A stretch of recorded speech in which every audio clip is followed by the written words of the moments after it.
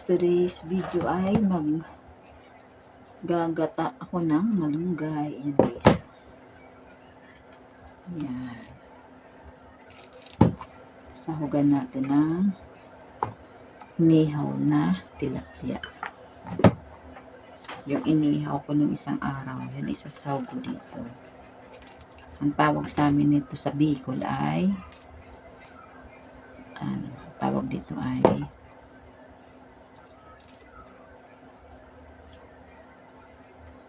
tinuto.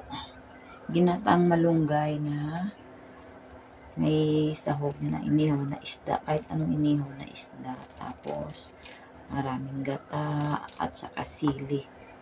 Ang tawag dun sa amin tinuto. Guys, malunggay tanim ni Papa dun sa baba, diba? Hindi ka magugutom dito sa bundok. Magtanim ka lang. May sigarilyas doon, may puso, talbos ng kamuti, ng kahoy, guys. Ganun lang guys.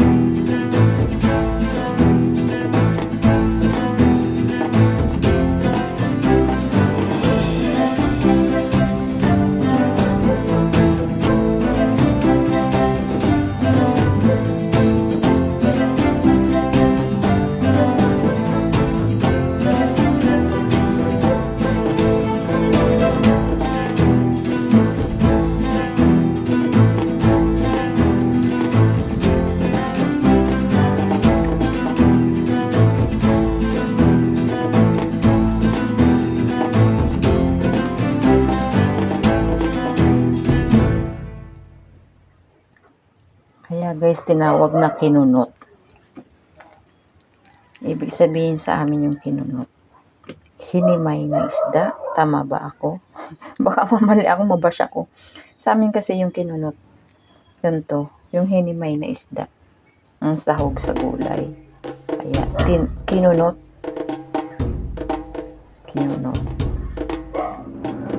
kinunot na pagi, kinunot na kating, kinunot na tulingan, ito, kinunot na tilapia. Alam ko nga sa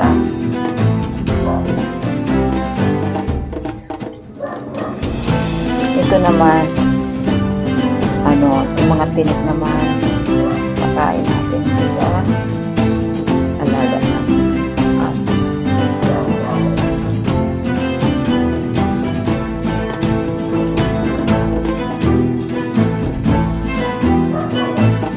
Masarasa guys yung inihaw na isda sa huli sa ginataan.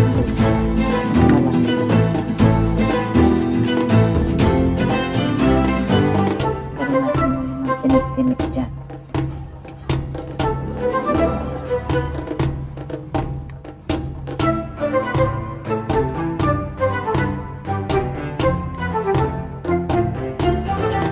So, itong ulo, pwede naman itong sawag ng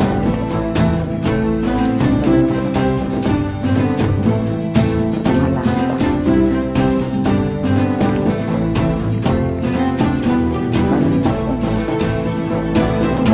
Ito kahasa at asin kaya hindi siya nasira.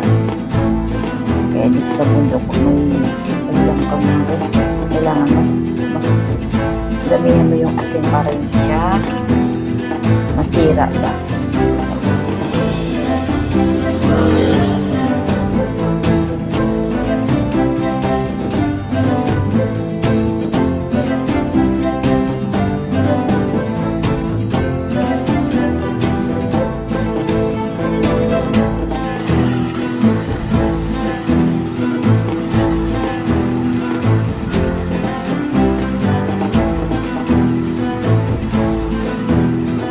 Guys, lagyan na natin malunggay.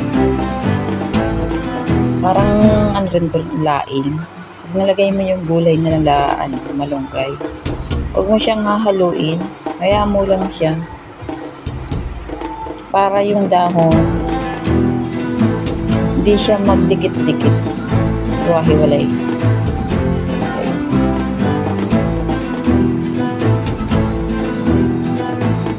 Bugasan ko yun guys. Nakababad yan sa tubig kaya dikit sa kamay ko.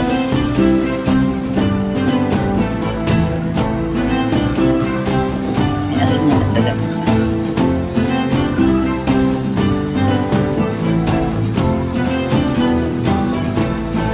Tayo. Tsaka walang niyog. Ito ang lalagay natin guys. Walang niyog. Mahal yata ang niyog ngayon, isang peraso is 35 na.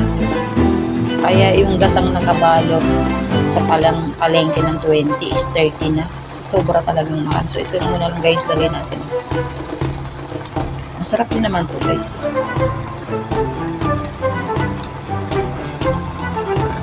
Ito muna guys ang gamitin.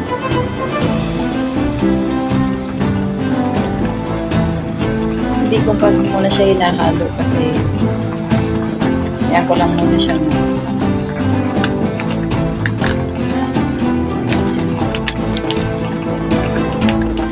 ito ang gata pag wala kang hurt masisira, diba? Ito kahit naka-stock lang siya sa okay lang, hindi siya masisira.